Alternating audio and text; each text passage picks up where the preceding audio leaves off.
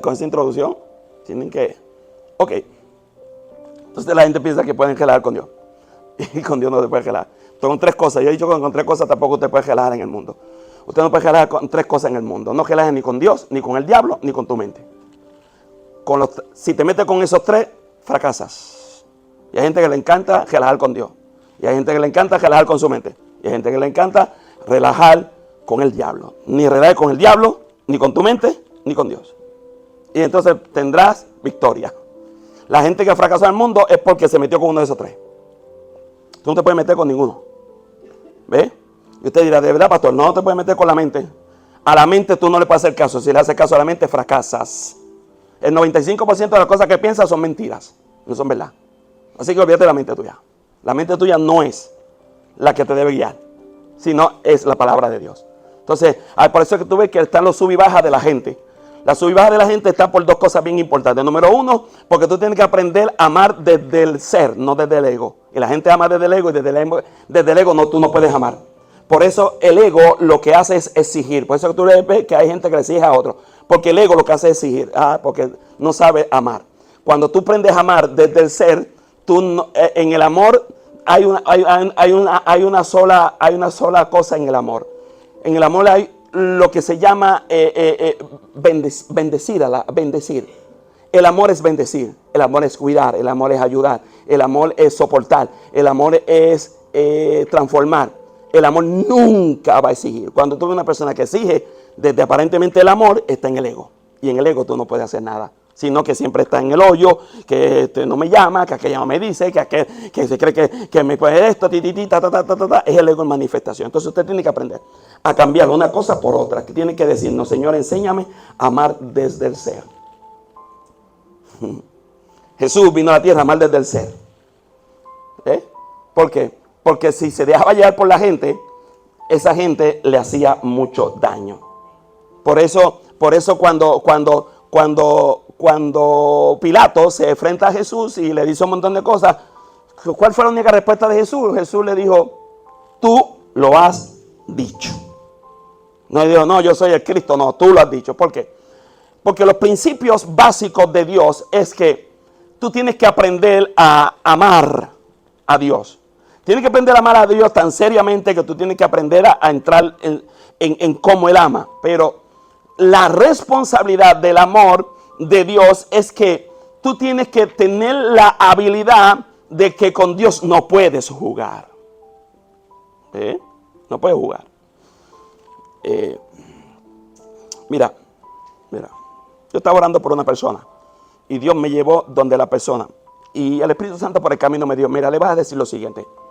Dile que se deje de estar jugando con su mente. Dile que no juegue con su mente, que no juegue con su mente. Me dice que no juegue con su mente. Y cuando yo voy a la casa de ese hermano y digo, mira, vengo a orar por ti, vengo a poder tener una conversación contigo corta, pero sabe, el Espíritu Santo quiere que no juegues con tu mente. No juegues con tu mente. De verdad me dijo, no juegues con tu mente. Porque la mente siempre te va a destruir. Siempre, no es algunas veces, siempre. Por eso tú ves gente hoy así y mañana así. Cuando tú ves a la gente en la famosa montaña rusa de su vida, es por un solo principio. Es haciéndole caso a la mente, a las emociones. Y entonces empieza a subir y a bajar. No que mi hija me dijo aquello, no que mi hijo me dijo aquello, no que mi papá me dijo esto, no que mi mamá me dijo aquello, no que... no le puedes hacer caso a la mente. Si le haces caso a la mente, fracasas. Apocalipsis capítulo 4 versículos 6 al 11. Vamos a la palabra. Entonces, mira, vamos a ver esto desde el punto de vista espiritual.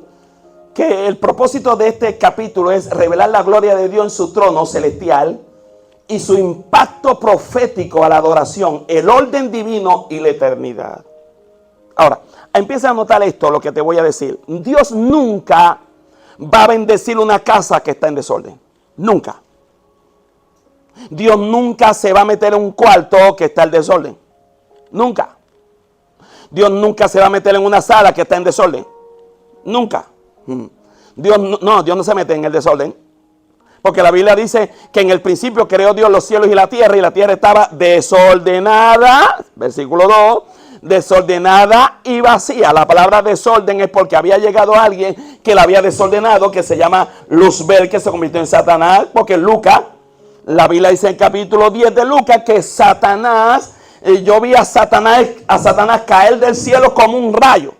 Y él no vino a ordenar, él vino a destruir. Satanás viene a tres cosas: matar, robar y destruir.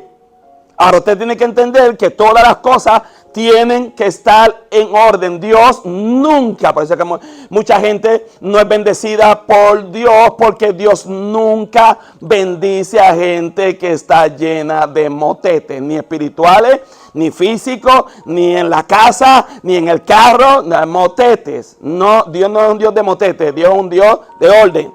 Entonces, te va a revelar que en el cielo sí hay orden divino y eternidad. Y vamos a Apocalipsis, capítulo 4, versículos 6 al 11. Vamos a ver esa palabra ahí para que usted la vea. Y dice, y delante del trono había un mar de vidrio. ¿De qué era el mar? De vidrio.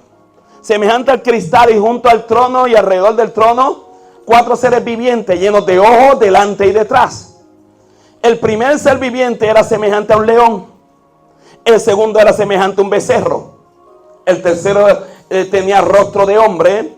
Y el cuarto era semejante a un águila volando. Casi nada, ¿verdad? Y los 4 seres vivientes, esto es grande. Y los 4 seres vivientes tenían cada uno 6 alas. Y alrededor y por dentro estaban llenos de ojos. Alrededor y por dentro estaban llenos de ojos. Y no cesaban día y noche de decir: Santo, Santo, Santo es el Señor Todopoderoso, el que era, el que es y el que ha de venir. Y siempre que aquellos seres vivientes dan gloria y honra y acción de gracia al que está sentado en el trono, al que vive por los siglos de los siglos. Y los 24 ancianos se postran delante de que está sentado en el trono y adoran al que vive por los siglos de los siglos y echan sus coronas delante del trono diciendo: Señor, digno eres de recibir la gloria y la honra y el poder, porque tú creaste todas las cosas y por tu voluntad existen y fueron, ¿qué? Creadas. Ahora, vamos a empezar a desglosar esto para que usted pueda caer en tiempo con esto, porque esto tiene muchas cosas. El capítulo 4 de Apocalipsis es una transición de Dios. Del mensaje de la iglesia, de las 7 iglesias, ahora se traslada al cielo mismo. El trono, óigame, el trono de Dios representa autoridad suprema sobre todas las cosas. Gobierno eterno, juicio santo. Aquí se abre una ventana profética al mundo invisible y eterno de quién es Dios. Que nadie ha visto a Dios porque nadie lo puede ver. Hay gente diciendo que yo vi a Dios, que chacho, si tú ves a Dios te mueres. Nadie ha visto a Dios. La Biblia te lo dice. Que nadie ha visto a Dios. Ahora vamos a Apocalipsis, capítulo 4, versículo 6. Y delante del trono había un mar de vidrio semejante al cristal. ¿Qué significa eso? El mar de vidrio refleja la pureza, la santidad de Él y la tranquilidad perfecta ante Dios. Dios simboliza también la separación de lo creado y el creador y la transparencia de juicios y propósitos. Por eso cuando dice la Biblia, y delante del trono había un mar de vidrio semejante al cristal. Significa, aquí las cosas están puras, en santidad y en tranquilidad. Aquí no hay problema, aquí no hay olas. Aquí todo está en orden. Todo está relax. Dios no está haciendo fuerza con el diablo. No está haciendo fuerza con el diablo. ¿Por qué? Porque el diablo es así. Y Dios es eterno. Enormemente eterno. Que realmente Él lo hace todo por todo y en todo. Pero Hay gente que piensa que el diablo está haciendo fuerza con Dios. Y con Dios nadie hace fuerza. Ahora, ¿cuál es el simbolismo del mar de vidrio? El mar en la Biblia y a menudo representa también caos. Le dije que también representa gente. También representa inestabilidad. Por eso cuando viene un tsunami, la gente se asusta. ¿Por qué? Porque es inestabilidad en el mar. Es un caos. Aquí está quieto como cristal ante el trono de Dios y no hay confusión. Si algo en el cielo pasa, es que en el cielo no hay confusión. Apunta al descanso eterno. Si algo le gusta a Dios de ti, es que descanse. Hay gente que está... Pero la gente piensa que descansar es dormir. No. Hay gente que duerme y no descansa. Porque descanso es una revelación manifestada en ti. Entonces usted tiene que aprender lo que es descanso. Hay gente que está despierto y está descansando. Hay gente que está despierto y no está descansando. La gente puede estar viviendo y nunca haber descansado. ¿Por qué? Porque el descanso, nota esto te va a interesar. Porque el descanso siempre va a venir después que aprendas a meditar. Cuando tú aprendes a meditar en Dios, pues tu vida entra en un descanso. En un descanso. Cuando tú sabes meditar y sabes descansar en Dios, tu vida nunca va a tener ansiedad. Nunca. Pues estás descansado. Estás sereno. Estás como ese mar de cristal.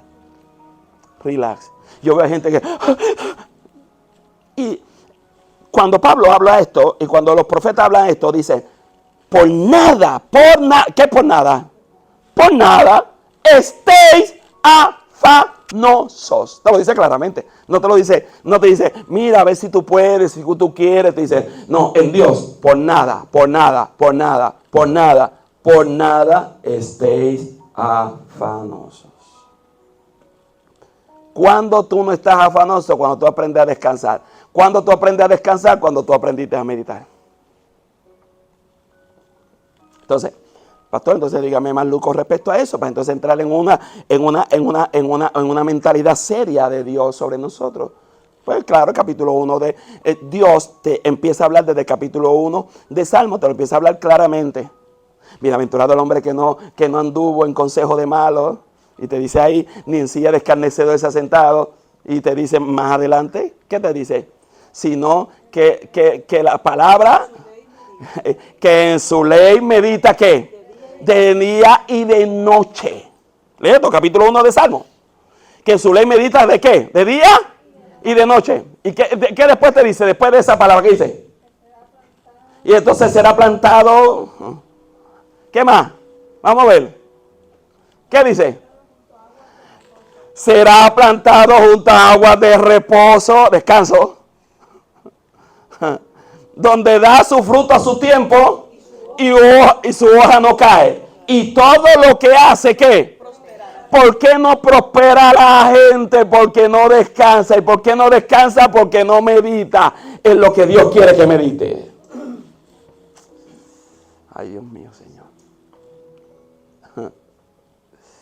Ahora, vamos al 4, pero al versículo 6, pero la parte B. Dice, y en medio del trono y alrededor del trono, 4 seres vivientes llenos de ojos delante y detrás. Esta revelación de los 4 seres vivientes representa la plenitud de la creación viviente. Cuando dice está lleno de ojos por delante y por detrás, significa que hay una plenitud de visión y de discernimiento absoluto de Dios. Dios todo lo ve en tiempo real al mismo tiempo. Que de Él no se escapa nada. Cero. Dios no me vio. No, que no te vio. Si Él tiene 4 seres vivientes, tiene ojos mirando. Todo conectado con Él. Todo. Él lo sabe todo, en todo y por todo. Es más, Él sabe lo que tú vas a hacer mañana. De hecho, él sabe lo que va a hacer la semana que viene. Entonces, ¿por qué? Porque Dios tiene discernimiento absoluto. Cuando Dios tiene discernimiento absoluto, te da a entender que tú tienes que aprender en la vida que este discernimiento absoluto, que Dios lo sabe todo, omnisapiente, lo sabe todo. ¿Qué es todo? Todo. Los cuatro seres vivientes es una visión y una vigilancia absoluta que hay en el cielo, delante y detrás, porque esta visión es completa. Nada escapa a su percepción, nada.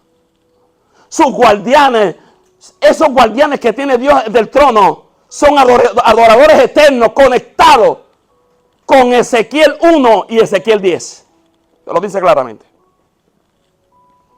Ahora, vamos a Apocalipsis capítulo 4, versículo 7. Dice, el texto dice, el primer ser viviente era semejante a un león.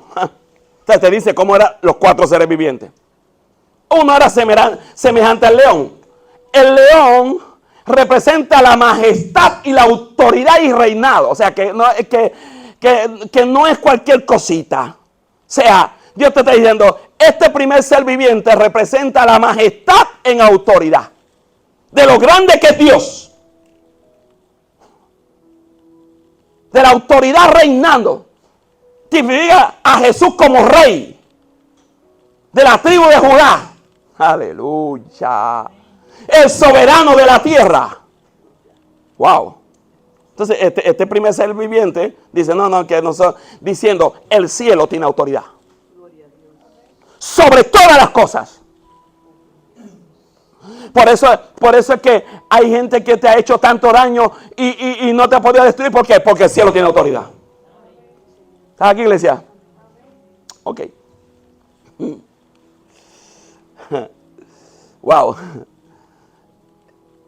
El segundo era semejante a un becerro. ¿Cuál es la revelación de esto? ¿Cuál era el del león? Autoridad. El becerro representa el servicio, el sacrificio y la obediencia. Pues los becerros son obedientes, animales obedientes. Después que tú le enseñas dónde está la comida con miel, él va a venir detrás de la comida contigo sin ponerle soga. El becerro entonces representa el servicio, el sacrificio y la obediencia. Cristo como siervo, sufriente, sacrificio perfecto por los pecados. Él murió como un cordero, y como cordero fue llevado al matadero, y como cordero delante de sus trasquiladores, enmudeció y no abrió su boca. Obediencia, servicio, sacrificio. Estos cuatro seres vivientes mostrando quién era Jesús. Primero como autoridad y rey de la tribu de Judá. Segundo, como siervo sufriente, sacrificio perfecto por los pecados. Pero el tercero tenía rostro de hombre, como de hombre. Este es grande. Porque esta revelación de que tenía rostro como de hombre, el rostro humano representa la inteligencia.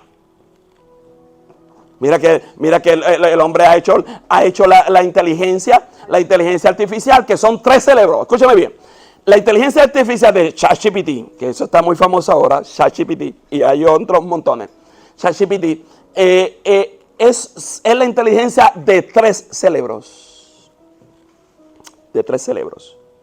Entonces, el rostro humano representa la inteligencia, la voluntad y la compasión de Cristo. Es también el Hijo del Hombre que intercede y comprende. ¿Estás aquí, iglesia? Entonces, no nada más Cristo es también el Hijo del Hombre que intercede y comprende, que es inteligente y tiene voluntad y tiene compasión. Aleluya. El cuarto era semejante a un águila volando. ¿Qué significa esto? Esto significa que el águila representa visión celestial. El águila es uno de los únicos animales que mira entre 2 y 4 kilómetros de distancia su presa. Mírense en serio. El águila representa visión celestial, poder espiritual y juicio rápido. Cristo es el Señor exaltado que retornará como juez. Él no viene como para ser sacrificado. Él viene para juzgar con justo juicio. Y los 4 seres vivientes tenían cada uno 6 alas. Entonces, ¿por qué tenía 6 alas? Tenía 6 alas porque las 6 alas simbolizan la adoración celestial, como los serafines de Isaías capítulo 6, que también tenían 6 alas. 2 para cubrirse, humildad. Tiene que cubrirte en humildad. Es que esto tiene gran relevancia, porque mira, Dios te puede bendecir, pero no es para que te llene de orgullo. ¿Alguien dice amén, iglesia? No te puede llenar de orgullo, y hay gente que Dios le da una posición o le da un ministerio en el reino y se creen lo último de la venida. ¡No! Las 2 alas primeras para que seas humilde. Jesús no tenía secretaria para que la gente viniera primero a la secretaria para que le sacaran una cita para ver cuándo Jesús lo podía ver. ¿Está aquí, iglesia? ¿Sí? ¿No? Entonces, 2 para cubrirse, 2 para volar. ¿Por qué? Porque para volar significa servicio. El águila va a hacer el servicio.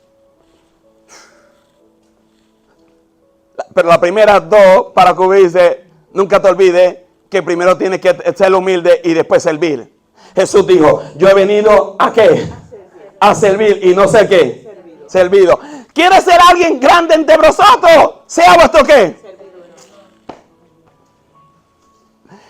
Y 2, para estar delante de Dios es adoración continua. Entonces quiere decir que esos seres tienen 6 alas. 2 para cubrirse, 2 para volar y 2 para ¿qué? Para estar delante de Dios. Número 1, humildad. Número 2, ¿cuál es la número 2? Servicio. Y la número 3, adoración. Si tú supieras algo bien importante, que la gente piensa que está adorando y no sabe adorar, porque la adoración es una revelación revelada por el Espíritu Santo a tu vida, y hay la mayoría de la gente dentro de la iglesia no sabe lo que es adoración. La gente piensa que adoración es corito. Corito no es adoración. Alabanza es una cosa, adoración es otra. Entonces, yo no puedo entrar en este tema. Usted tiene que visualizar los cánticos que canta el Señor, a ver si lo están adorando a Él, porque la mayoría no lo están adorando. Está hablando de un ejemplo. Está hablando de un alma sufriente, un cántico por ahí que se titula Proceso. Eso no está adorando a Dios. Eso está hablando del problema que tiene el ser humano, de los procesos de la vida. Eso no es adoración. Eso es un cántico. Eso es un cántico. Entonces, si desglosamos, si cogemos un estudio exhaustivo de cómo opera el asunto de oración, te vas a dar cuenta que muchos cánticos que cantamos al Señor son hasta antibíblicos. Entonces, ejemplo, un corito por ahí que cantan todavía gente que el rubio de Galilea, perdóneme, pero Jesús no era rubio. Él no era rubio. ¿Ves? El rubio de Galilea va pasando por aquí. Y el rubio de Galilea no puede pasar por aquí porque el que está aquí se llama el Espíritu Santo. La Biblia dice dónde está Él. Él está sentado en el trono al lado de su Padre, intercediendo por la novia que se llama usted y yo. Pero quien está aquí ahora mismo es el Espíritu Santo. ¿Está aquí conmigo, iglesia? Usted tiene que aprender eso. ¿Ven? Si te digo tantas cosas, usted va a decir, ¿de verdad? Sí, en serio, de verdad.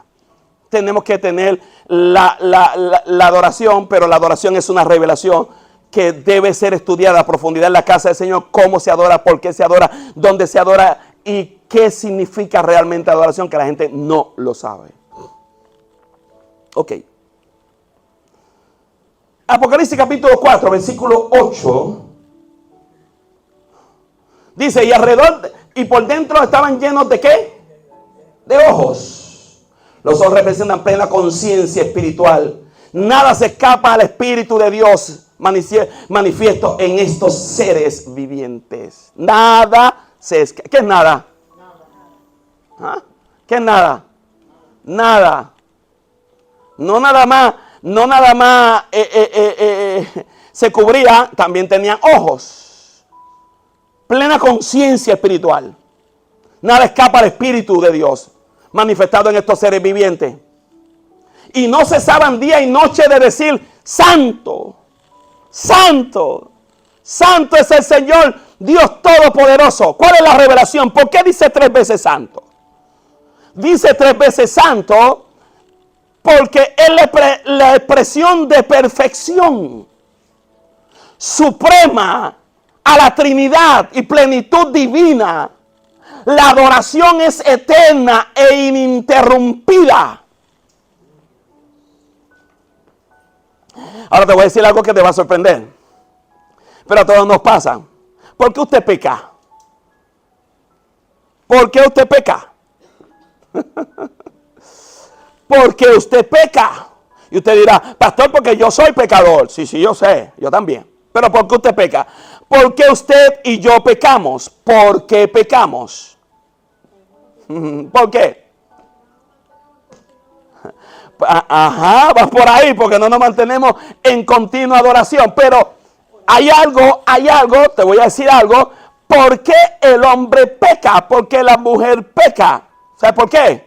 Lo que está diciendo la hermana es correcto. No es que no estás incorrecta, está correcta. Pero la gente peca porque sale de delante de la presencia de Dios. Porque frente a la presencia de Dios tú no pecas.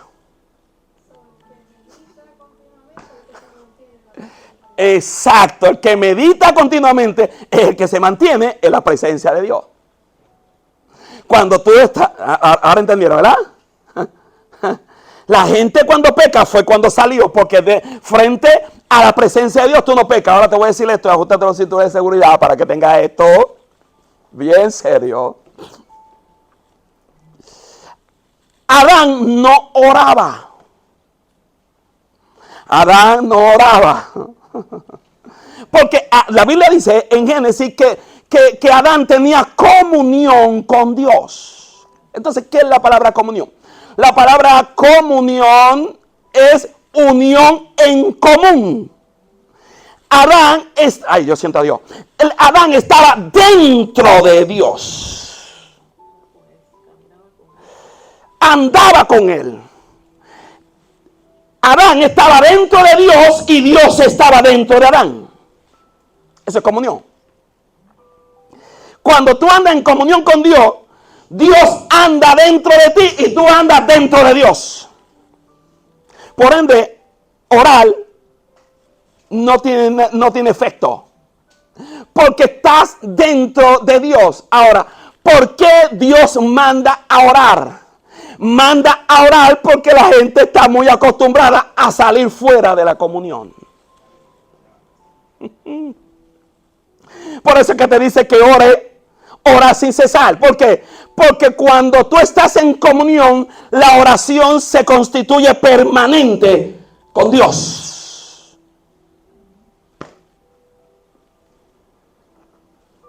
¿Estás aquí, iglesia? Sí, yo sé que la mente se te quemó. Sí, yo sé. Yo sé. Por eso es que la Biblia dice, hablando Pablo, que el cuerpo de Cristo es uno en comunión con el Padre. ¿Por qué? Porque cuando está conectado, el Padre está conectado dentro del cuerpo y el cuerpo está conectado dentro del Padre. Y la cabeza es Cristo.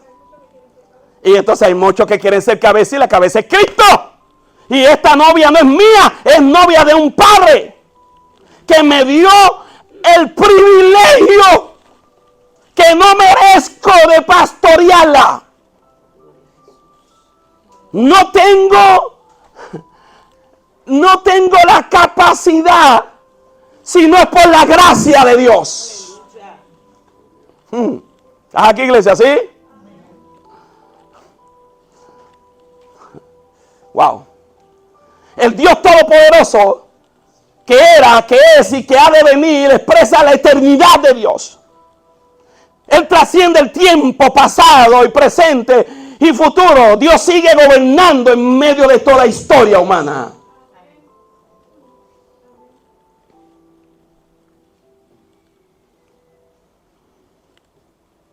Apocalipsis capítulo 4, versículo 9. Y siempre que aquellos seres vivientes dan gloria y honra y acción de gracia. Por eso es que cada domingo aquí yo le enseño a ustedes día tras día y en todos los aspectos de mi vida seré mejor y mejor y andaré feliz y agradecido. ¿Que digo eso por decirlo? No, te lo estoy enseñando para que lo aprendas.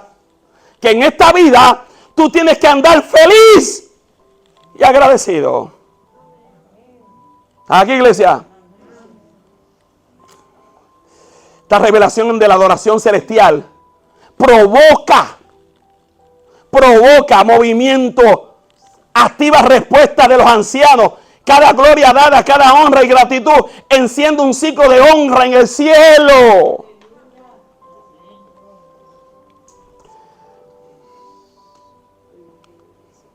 ¿Sabes cuál es el problema?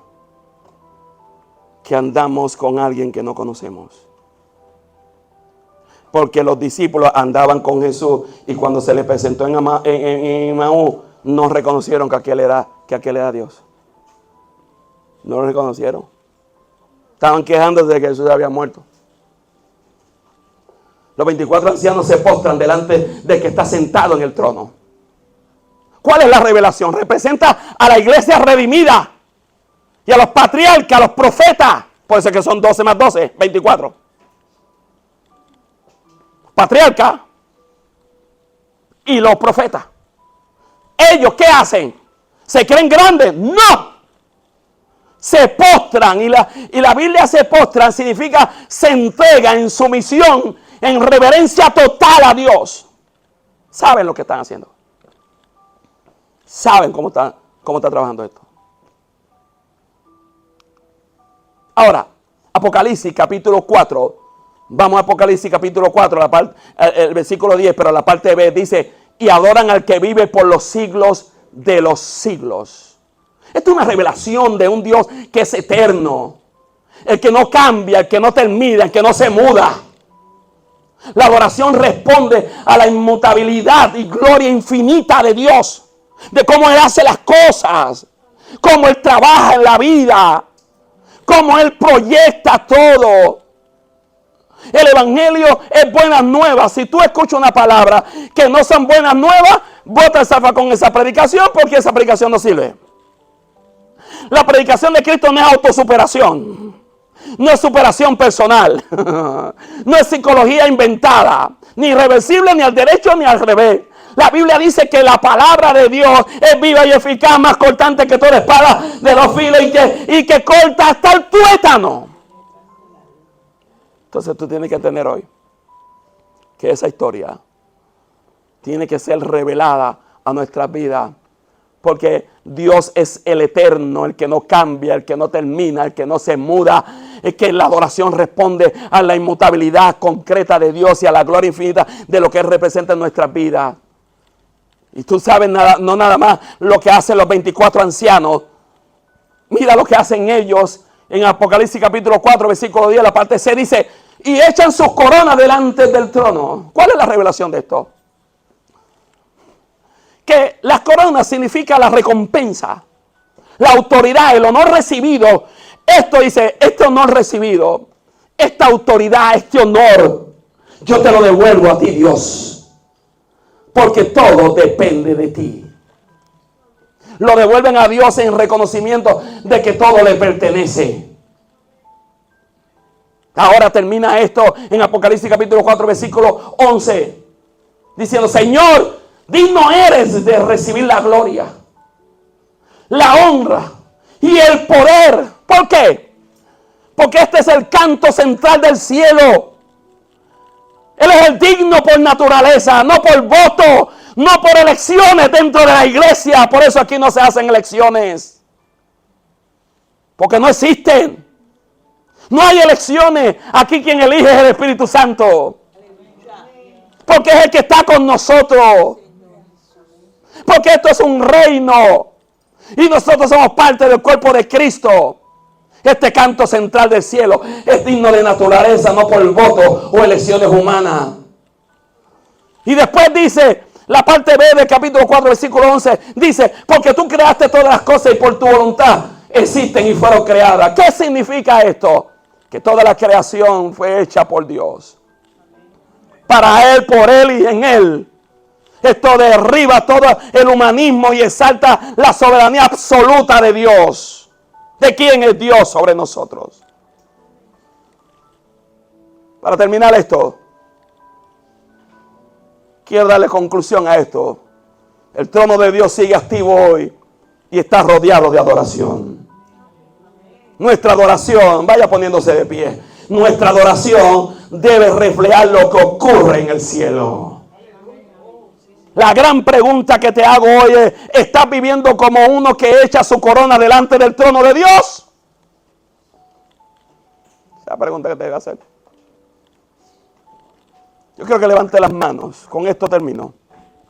Que usted hoy debe aprender que el trono de Dios está ahí, mirando todas las cosas que hacemos. Y hoy Dios quiere enseñarnos que no mira nada más las cosas malas, también mira las cosas buenas.